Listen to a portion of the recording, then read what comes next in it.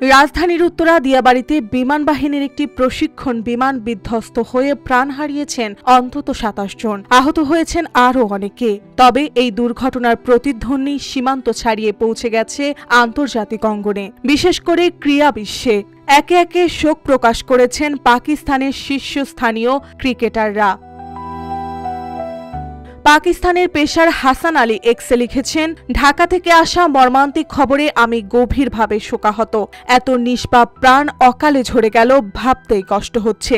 ভুক্তভোগীদের ও তাদের পরিবারের জন্য আমার হৃদয় ও প্রার্থনা রইল। আল্লাহ যেন সবাইকে ধৈর্য ধরার তৌফিক দেন। আহতদের দ্রুত সুস্থতা কামনা করি। স্পিনার সাদাব খান লিখেছেন, বাংলাদেশের বিমান দুর্ঘটনার খবরটি অত্যন্ত হৃদয় বিদারক। নিহতদের আত্মার মাগফিরাত কামনা করি। আহতদের জন্য রইল দোয়া ও সমবেদনা।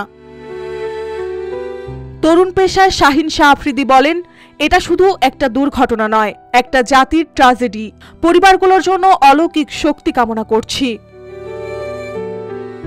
সাবেক অধিনায়ক আজহার আলী লিখেছেন, ঢাকার বিমান দুর্ঘটনায় আহতদের জন্য হৃদয় থেকে প্রার্থনা করছি।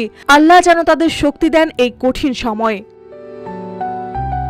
এই দুর্ঘটনায় শোক জানিয়েছেন বাংলাদেশের ক্রীড়া অঙ্গনও। বিসিবি ও বিভিন্ন ক্লাব শোক বিবৃতি দিয়েছেন।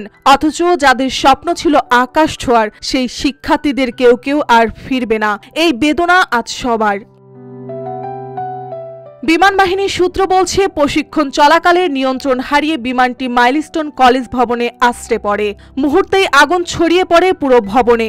ঘটনাস্থলে প্রাণ হারান অনেকে, আহত হন বহু শিক্ষার্থী।